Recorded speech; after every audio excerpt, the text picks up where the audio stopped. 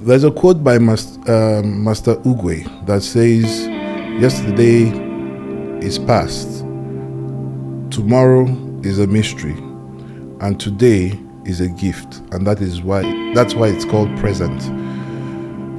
These are things I really believe in. I believe in impacting today's world. I believe that what we do today defines tomorrow. What we did yesterday is more of a reference, a lesson which you can learn from to optimize what you do today. I am a founder and director at the Hub Terminus Limited, THL. It's a tech-driven storage inventory management company, and we focus on helping make MSMEs and SMEs grow.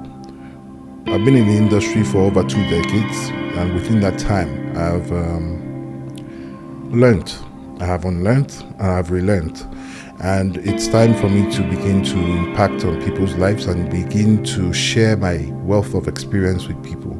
Today, I'll be on the show with Sam. Pivot is doing extremely well. I like to be a party to it, and it will be interesting. Let's see how it goes.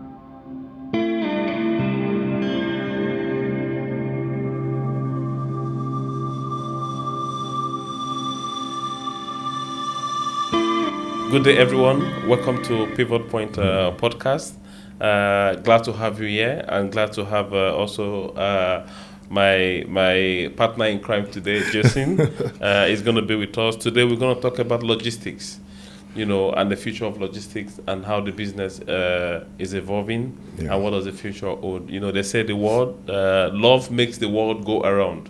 Exactly. I think that is more figuratively. In terms of literally, it's logistics that make the world go around. It does. There is nothing you want to do now without logistics.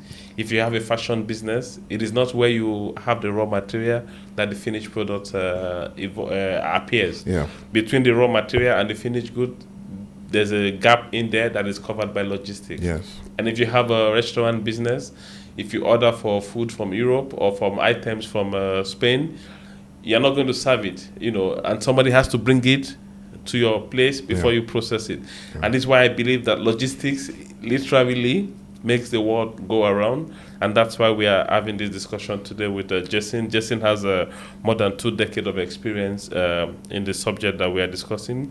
He's worked with big players, and also now he's trying his own hand to become a big player in the industry. Jayson. Thanks for having me. Yeah. I want to say a few things about you.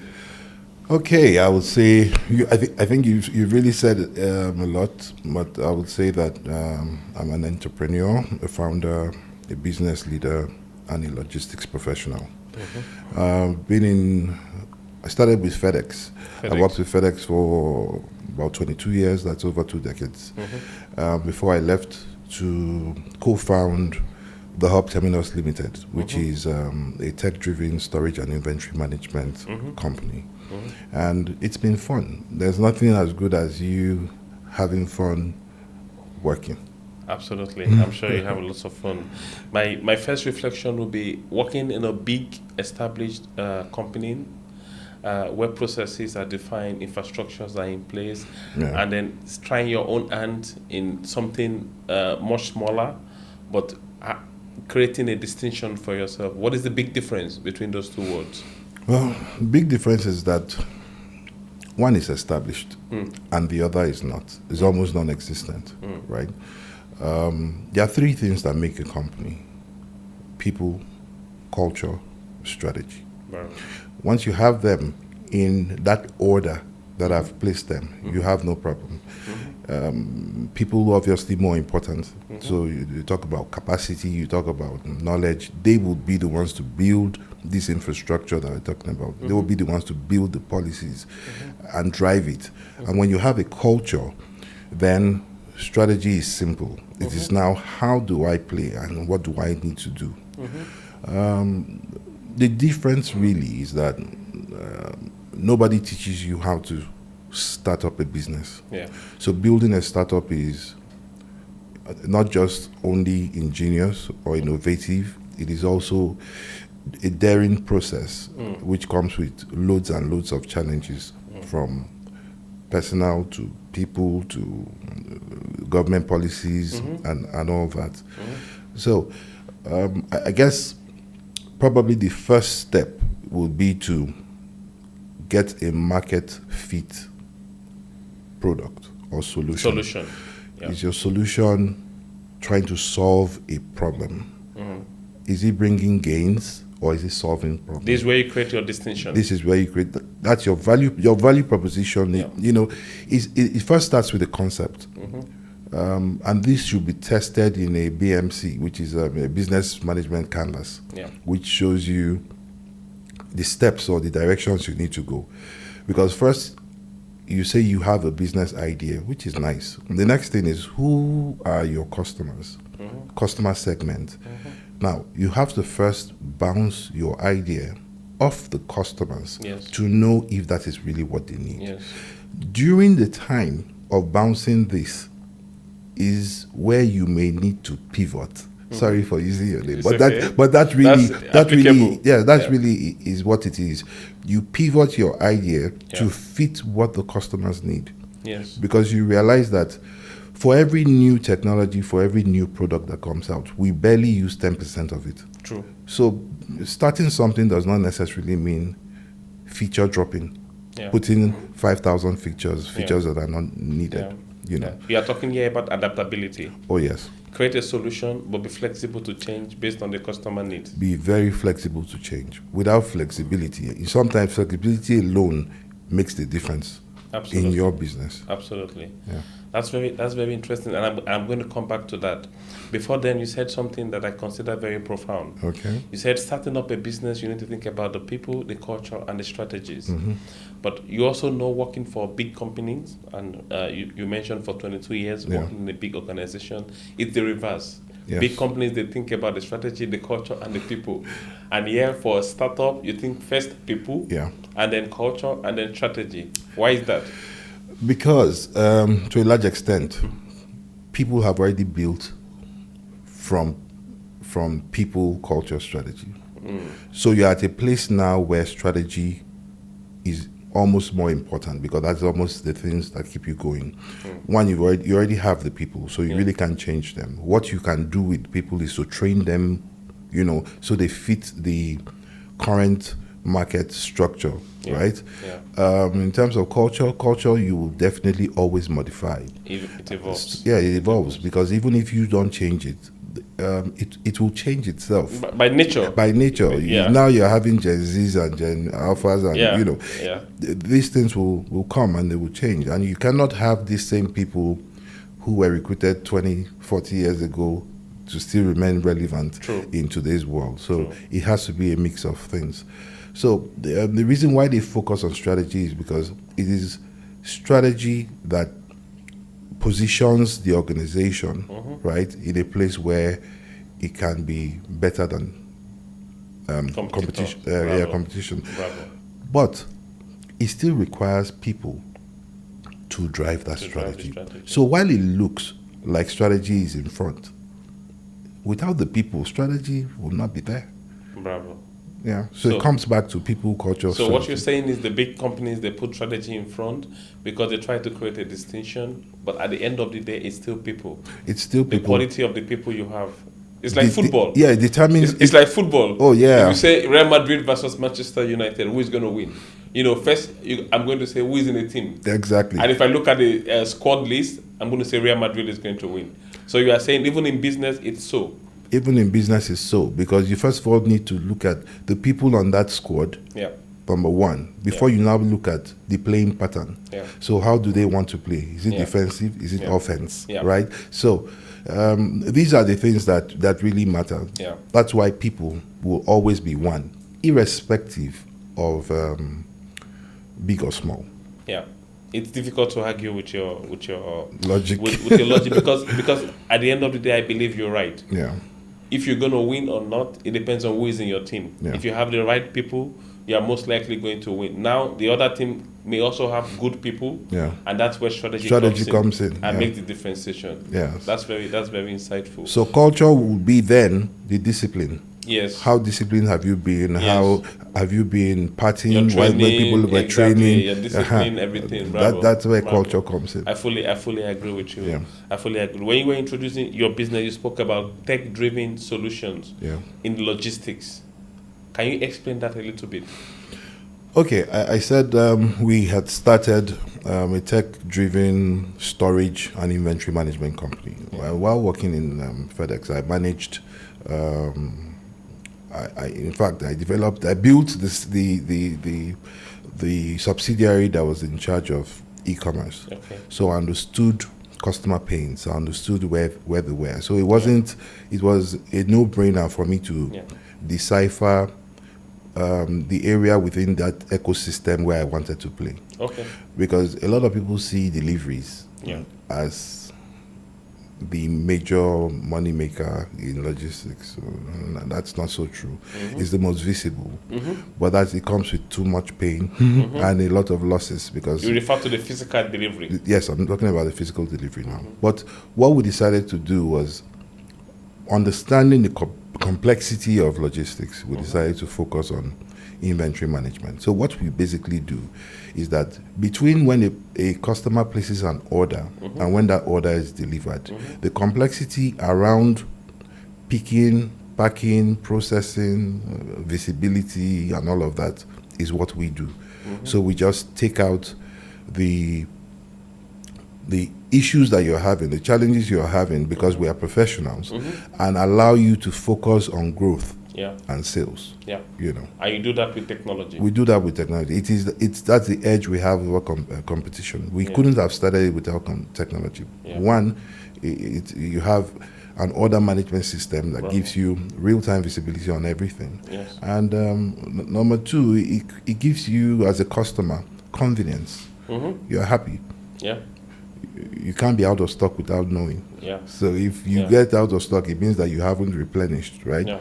And so far, the major companies that we've been working with, and even the small ones, because everyone matters, they have been better for it. And it also enables us. These are the little wins I'm talking about. Yeah. When you win, irrespective of the stress, when something like that, you put a smile on the customer's face, then you're happy. Yeah. You know that you've been able to achieve something. Yeah, that's quite interesting, and I'm going to come back to that because here you are talking about customer centricity. Yeah, and I see you saying it like 3 or 4 times already, saying what the customer wants, what the customer wants. Customer is king. Customer is king, indeed, indeed. You are building the solution, back end and front end, to meet the demand of the customer. Let's talk about the demand. With the technology, are you able to anticipate this demand and fulfill them? With the technology, you really no, because you would not be able to do that because the technology is customer based, right? Okay. Now, not end user. Yeah. So I irrespective of the technology I have in place, it will not make up the end user's choice to buy or not to buy. But in terms of helping my customers scale or reading patterns. Yes, in terms of which of the products, highest seller, best seller, patterns, yes, you can get all that algorithm or all those information. All that's nice. That's there. There's nothing as good as ease of doing business, and that's what technology does. So when you even mentioned future of technology, it's still good. I mean, future of logistics. It's still going to be technology. More technology. But there are other things. There are other things. But maybe I'll hold on until we get there. Maybe I'll hold on. The more we talk, the more I feel there's still a long way to go. Oh, yes. Because you are opening up areas that we can talk for 2 hours. Exactly. But something else you said during the conversation is you are more invested in the back end than the physical delivery. If you look at the whole concept of logistics, how big is the back end compared to the front end, to what I see? The back end is bigger. Okay, so let me explain something. Logistics is a subset of supply chain management. Yes.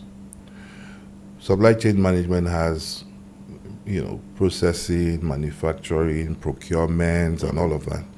Logistics basically just talks about warehousing, distribution, just a section of it, which I will let you understand that the back end is a lot bigger.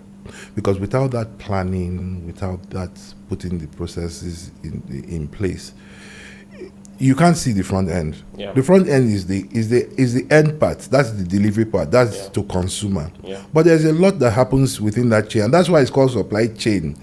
There's a lot within that chain, from sourcing of the raw material. So let's even imagine that you're into fashion. You sell clothes. Yeah.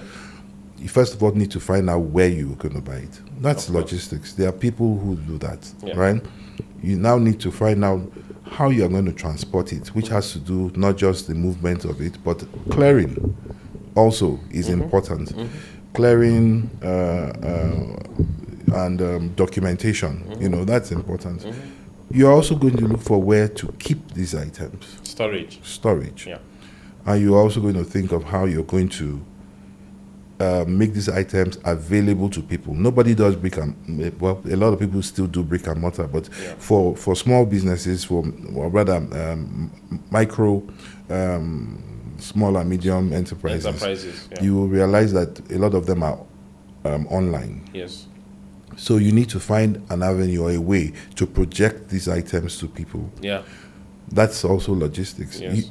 It may not be logistics because you're not the one writing the code, but the point is that you know what you want and you're setting the... And you can control the algorithm. You can control that, yeah. So, and that's logistics. Before the final step, which you see, is a delivery guy moving from door A to door B. So there's a lot that goes on behind the scene, and that's what we are trying to take on, right? And help people concentrate on areas of their business where they are most relevant. Yeah. Because when you take up a business, when you start a business, you really want to focus on the areas where you have competence and outsource the rest. Because I realized that people do not really understand what business process outsourcing is in this part of the world. Yeah. In China, 15 people can contribute to making one shirt. There's someone who sews the buttons. Yeah. There's someone who puts the label. Yeah. There's someone who's cutting the collar. Yeah. But here, you want to make the material, you want to produce the material, just one guy. You want to market it, you want to sell it. Yeah. You're spending so much time doing things that you really have no business doing, rather than focusing on growth and marketing. Yeah. You are now involved in repairing bikes. And, You are not specialized, you are not focused. You're not. And there is a proven economics in what you describe, because if you look at the industrial era, it was more about people specializing. You fix A, I fix B, somebody else fixes B. Yeah. You get an expert in doing that. As a consequence, your productivity is exponential. I also get exponential productivity, and together we form a unit and we can increase overall productivity. So what you said makes a lot of economic sense. Yeah. And before we move now to the future of logistics, let's talk about what are the current challenges that, especially for small, medium-sized organizations like yours, would face in the market like this. Well, from my perspective, I would say number one problem is people. People. Oh, ironical, because you said people are the foundation. Oh, yes. And now the first problem is the foundation. Yeah, because if you don't get it right, you lose out on everything. Irrespective, like I said, irrespective of your strategy. Yeah. If you don't have the right personnel to execute, right, you're going to be burnt from day one. Wow. So, people, and when I say people, I mean skilled labor, which is there's no school you go where logistics is taught. Yes, there are certain fundamentals, short courses that you can do. But in terms of growing up, understanding what logistics nothing is, nothing prepares you for it. So you have to learn on the job. Yes. So you must really have good hands. Yeah. And you must be prepared to get your hands dirty to ensure that people are on the same page. Yeah. People also means let's talk about the delivery end of logistics, for example, where you are not sure that money collected on the transaction on your behalf will come back to you. Where your bike can be left hanging halfway across Third Mainland Bridge and the person has disappeared. Where there's no information on the rider to enable you track real-time information. Yes, and no, even to know. Let's imagine he absconds with your bike. Yeah. How do you locate him? Yeah. No information. Yeah. NIN has not really gone that far. Yeah. So this is leading back to people. Yeah. Government. Yeah. They run these institutions. Yeah. Policies that are favorable or not favorable, they are the ones who are in charge of them. Yeah. So when you have some instability in government or in policies, it's difficult for people to invest in it. Yeah. So that's where people come in. So in terms of infrastructure, bad road networks, too much population in urban centers, no good registration of addresses. Yeah. So even location of addresses is sometimes a problem. Yeah. Then you have, in terms of infrastructure, the high cost of doing business is also killing, right? Yeah. And you really wouldn't blame anyone who's going to charge. Yeah. And that's why a lot of people move from B2B and want to focus on B2C, because it's just the customers, it's end users that pay. At the end of the day. At the end of the day, how much can you add to a particular product? By the time it gets to the market, you are overpriced. Yeah, out of the market. Yeah, but only a consumer can ship with 4,000 a product he bought for 500. Yes. Because he understands the value. Yes. It sees the value add. It sees the value add. Yes. So these are problems. They are common problems. I'm not saying they cannot be solved. Even the fact that we do not even have an escrow account is a problem, because what's that? What's an escrow account? Okay, let me start from consumer behavior. Okay. Consumer behavior in this part of the world means that you must ensure there is trust. Yes. Which means what I'm seeing online, is that what I'm getting? I'm seeing a red shirt. Am I going to get that red shirt the way it was described? Yeah. Now, people prefer to pay online. Yes. Right? That is what sellers will prefer. Yes. But people who are buying will prefer to pay on delivery. Yeah. The reason why they want to pay on delivery is because if I send the money to you, I probably will not get it back if I have a problem. Yeah.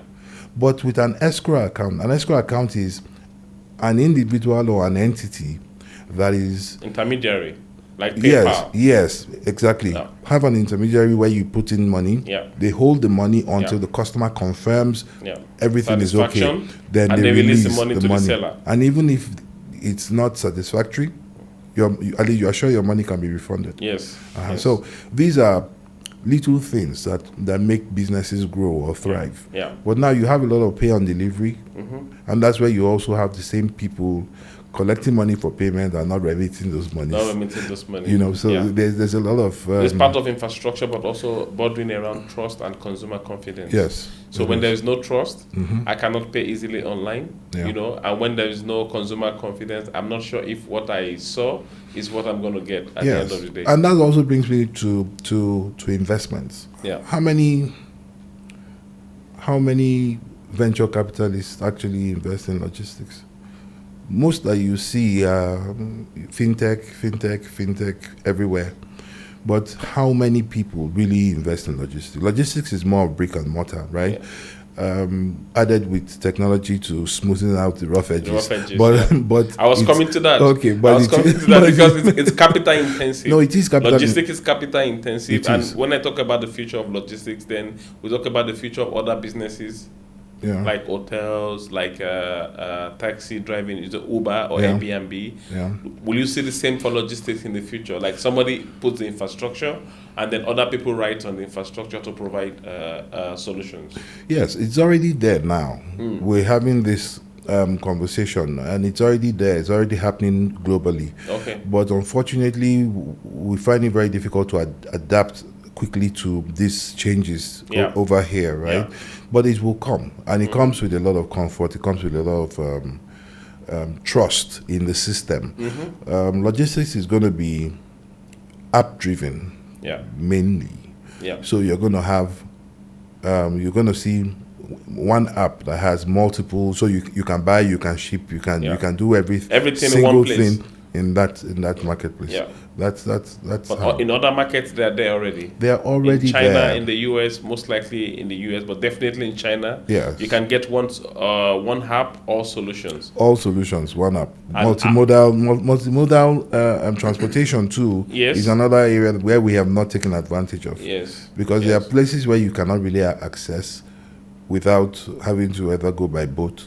Yes. Or go, and when you're not using those things for transport, or when people are not investing in those such infrastructure, then you find that it's going to hold us, back. But take a look at let me even bring something in now, which is the Lagos Calabar Coastal Highway. Yes.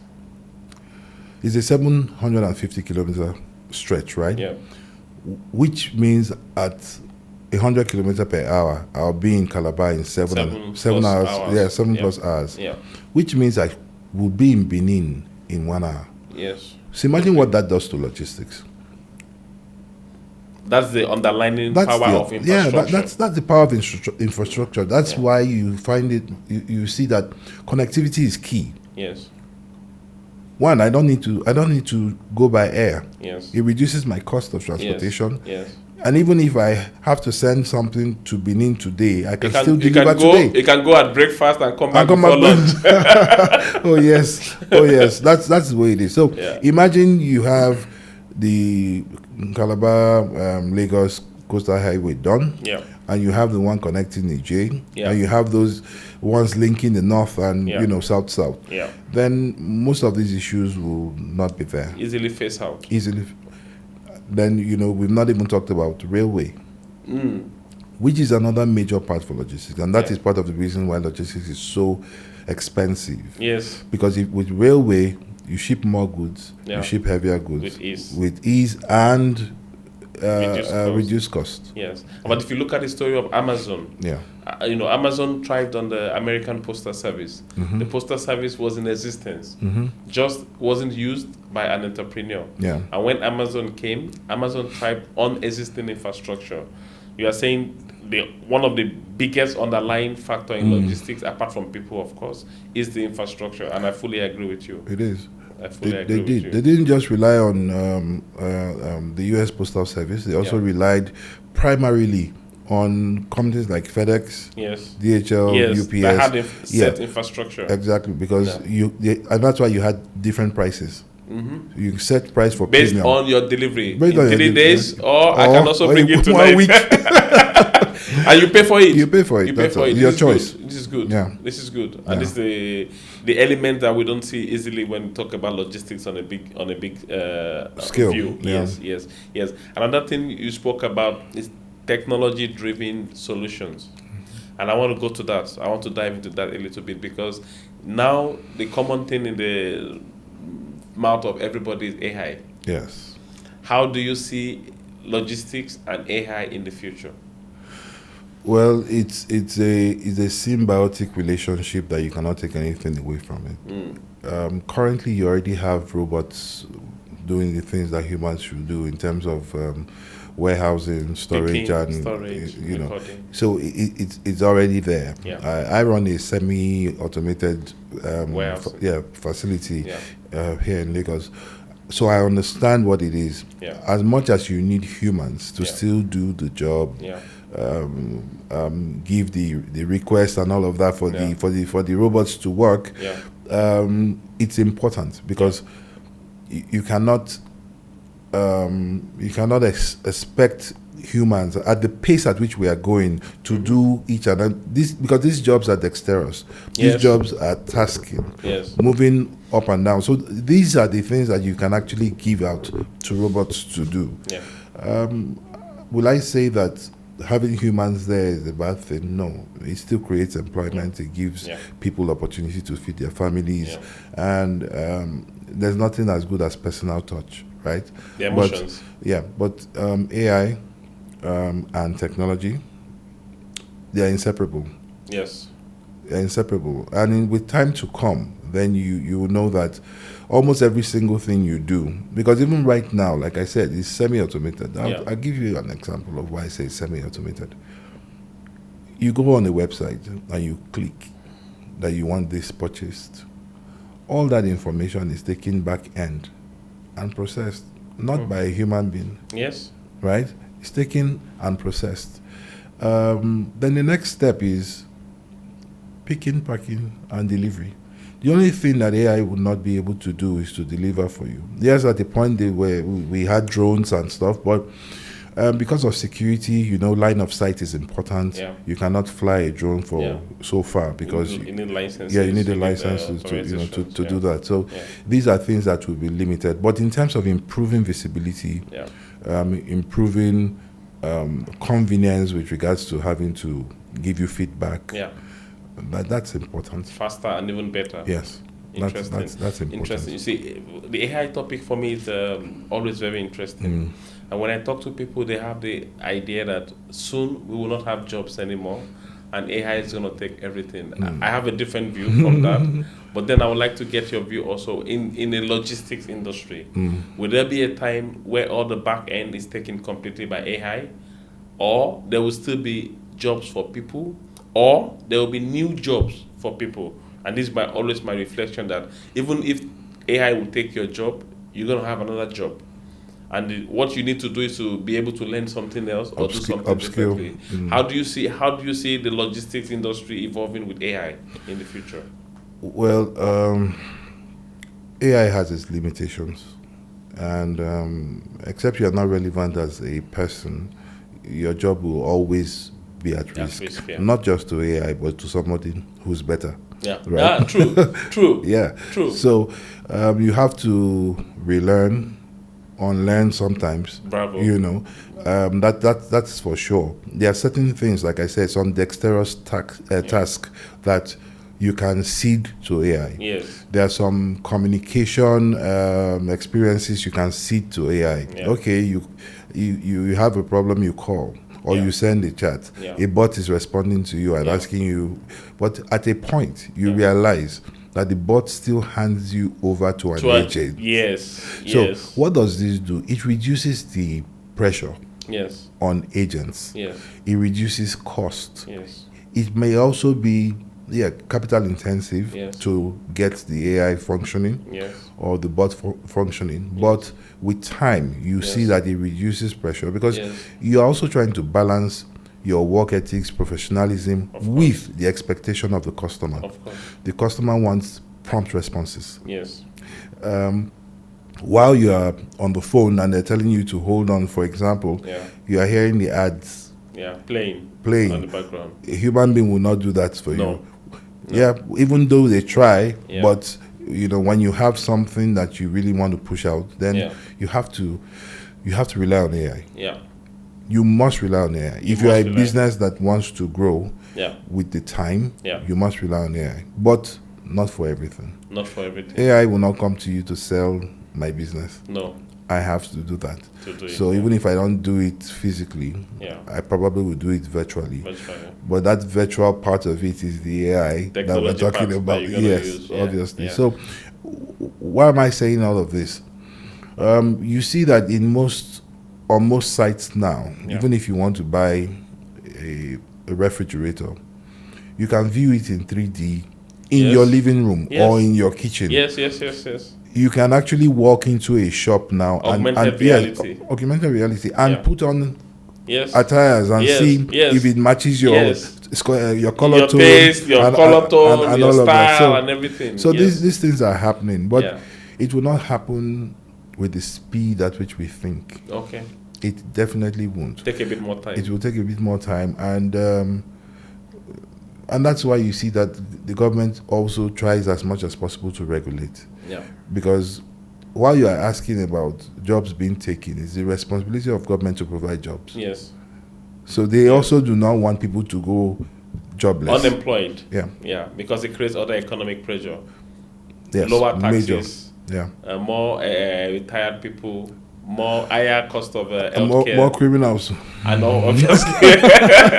Obviously, more criminals. Yes, yes, so, you're right. So you're tempted to do a lot of things that you never used to do. Yes. Yes. So and when boredom sets in, and Not good. the pressure of peer comes in, then obviously people begin to think other ways. Creativity in other ways. I like how you put it. There's something very good that you said. That anyways, because always this debate comes, AI and human, and when we talk about jobs, again I say the fear is always there. But you said anyways your job is at risk. Yes. You're gonna lose your job, but not to AI, to the next To the best next best human person. being. Yes. Because if he's better than you, if he's smarter than you, if he's able to learn or relearn better than you, then you're going to lose your job anyways. Yeah. And that's something interesting, the ability to learn, to relearn, to unlearn as well. And that goes my next question. Like now, after a couple of years running this tech solution for specific part of the industry, what are you relearning? What are you unlearning? And what are the things that you are discovering that you never knew before? For one, I never knew life was this hard. but we're getting there. At least we've been able to get some. We've been able to get support of our clients who gave us time to stabilize. And the people who we work with. You really can't thank them enough. Most of them came from different backgrounds, but being ability to put them together and use them. Like I said, a startup is not a small-sized big company. No, absolutely not. It's different. A startup is non-existent. You're building every single thing, from structure to people to process to strategy. You're building every single thing, and it's a lot, right? So in terms of learning, relearning, part of why I these days have been writing on LinkedIn on leadership, right? I've needed a lot of leadership write-ups, but now I think I need to move into how to build a startup, because with the experiences I've had, which is learning, brand new. I think people need to understand what it takes to start a company. It's not just about registration. It's a lot, right? So it's important for me to share my experiences on how we work at THL, of the things I've learned, of things to prioritize when trying to start a business. Because, like I said, if you do not know these things, it's either you end up in debt or your business collapses within the first 2-3 years. It's that important. And these things are not the technical stuff. They are more of the soft skills. They are more soft, and a lot of it is also hard. Because now when people talk about ease of doing business, you think you really don't know what they mean. Everybody's talking about ease of doing business. I think the best way to qualify it is that you start and end the transaction happy and fast. That will be ease of doing business. But there are a lot of things to ensure that happens. Because one, the environment has to be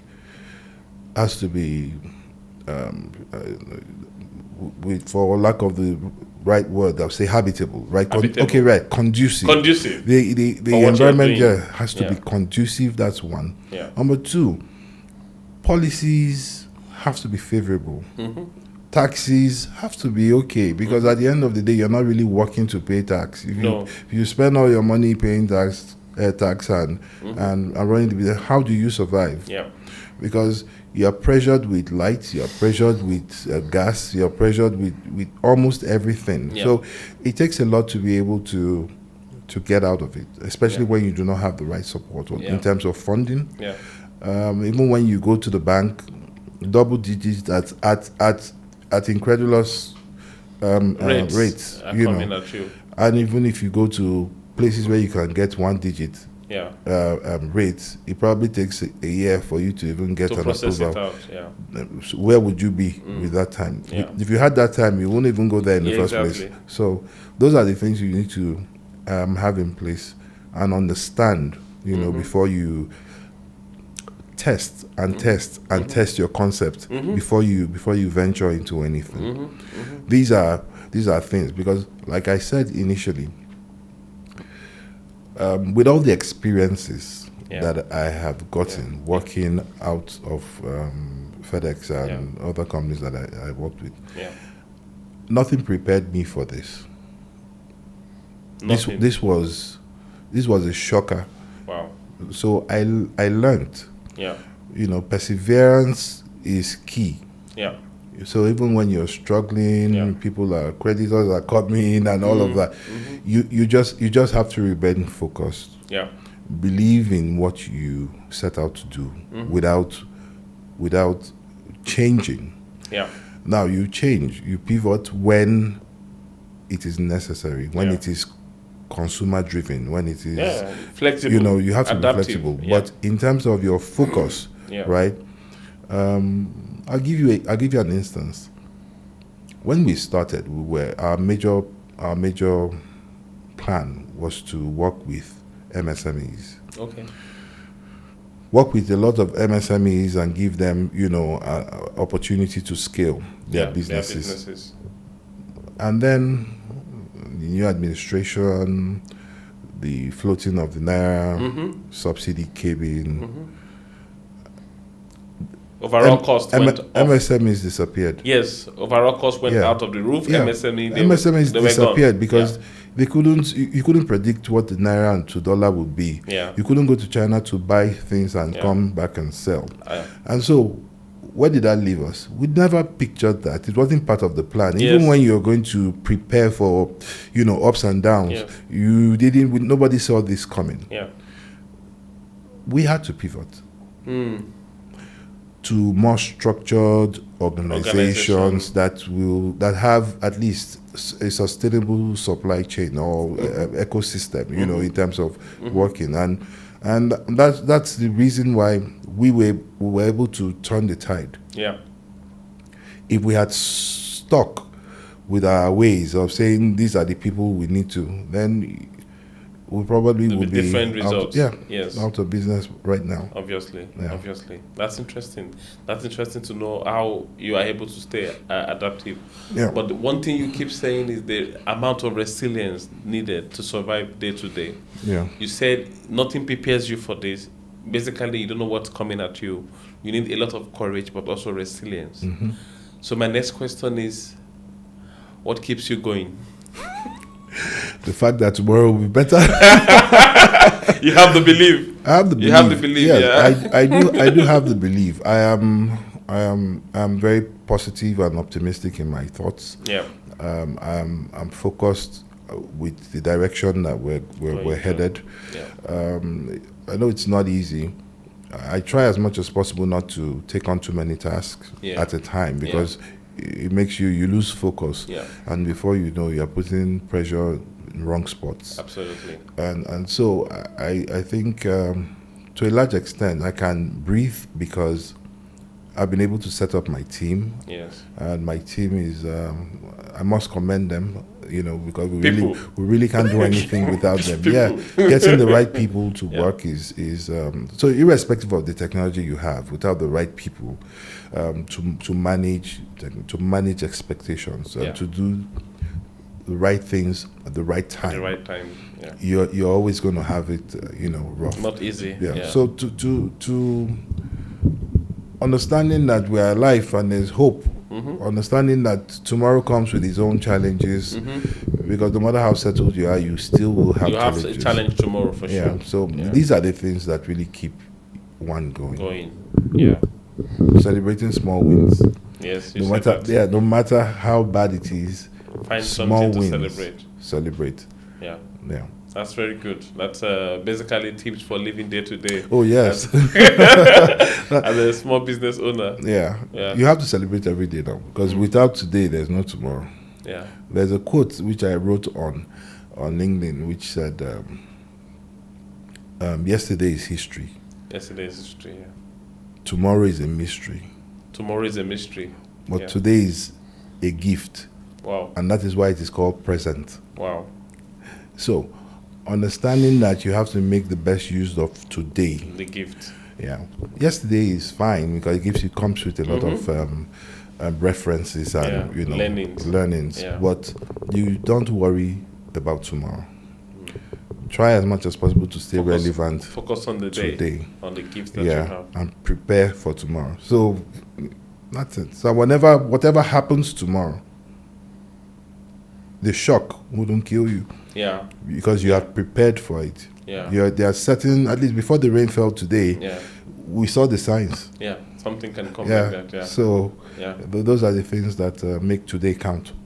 Interesting. Jayson, it's been for me absolutely eye-opening having this chat with you, understanding what it means to survive day to day. I'm very impressed with your customer centricity, your adaptive nature. Thank you. You are very flexible in your approach. The solution, you are clear what you want to go. You are clear on the market you want to target, but you remain very adaptive and very flexible. And this is very good. And I fully resonate with those values and way of doing business, because you never know what's coming at you. Yeah. And even if you have the big guys, if you have ask Elon Musk, Jeff Bezos, even Dangote, if you ask them at the beginning of their business life what they wanted to do and what they are doing now, I'm sure it is very different. To be far from. Because yesterday or last week, Dangote is talking about coal mining. Yeah. It started with sugar. It started with cement. And I'm all, sure all necessities. All necessities. All necessities. And he's now, focused on necessities. Yeah, now he's honing the energy and all exactly. And that's where I fully resonate with what you are saying. Like, you can have an idea that I want to create a value using technology, a solution. Yeah. I will stay adaptive and flexible based on need. Because I'm sure Dangote didn't know there would be a need to build a refinery. Oh, no. In 1972. He would have done that. He would have done that first, you know. And now he's doing that, and then he's moving on to coal and all of that. And that's why I fully resonate with what you are saying. And I believe it's a big reminder for all of us. We can be stubborn with our objective, but we need to stay very flexible and adaptive with our approach and how we are going to go about it. So thank you for sharing those insights with us. I will leave one more chance for you if there are any final words in terms of how you see your competitors. Are they going to catch up with you? Is there somebody else doing what you are doing? Are you going to do something else to further distinguish yourself? Or, is the barrier to entry very low, and you need to change that in the future as a final word? Okay, thank you. Not with, I would say that, let me start from the last. I would say that barrier to entry is high. Is high. Yeah, because like we both established, it's an expensive venture. Number two is always trying to stay ahead of the competition. Yeah. Is what, in the first place, made this company start. Because if we had people doing what we do, then there's no point going into it. But we have a lot of people who do some of the things we do. So part of the things we do are more like within their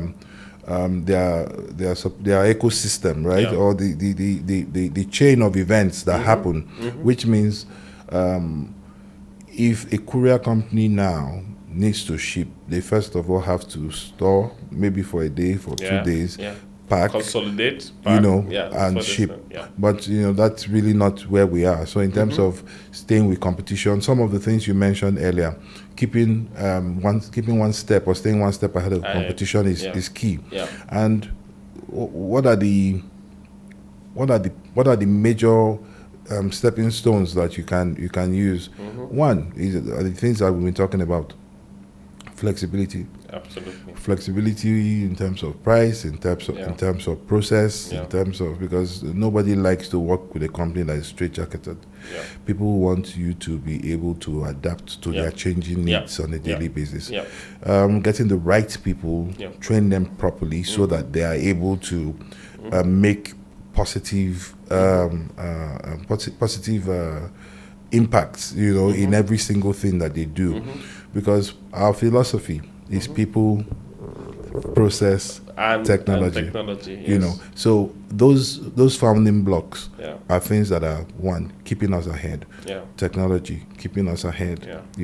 And if I say too much, people so I think those are the main things. If you focus on those things, then sincerely, the world is yours. It's yours, absolutely. And as you spoke, something was coming in my head, because the technology-driven solution you are trying to establish now, is it more suited or better suited for the next generation of workers?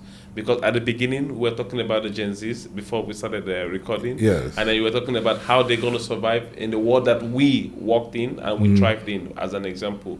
Do you think these tech solutions are more suited for them and their culture? Oh yes, it is. Because who are the people involved in online trade? Gen Zs. It's Gen Zs, yeah. So you said that you are buying on social commerce or something. So all we need to do is to adapt, do some form of integration, so that people are able to see their stock level, are able to understand what the transactions are, see the naira value of what they're selling if they want to, and also be able to integrate with partners like the card solution companies and all of that. So it's something for the future. It's for now, but it's also for the future. Absolutely. All we need to do is to adapt that technology to suit changing times. What a brilliant time to be doing business. You are building something that offers solution now, but also remains relevant for the future. I want to say thank you to you, Jayson. It's been amazing having the chat with you. Thanks for having me. I'm very impressed with what you are doing, and I hope that you will continue to do the same.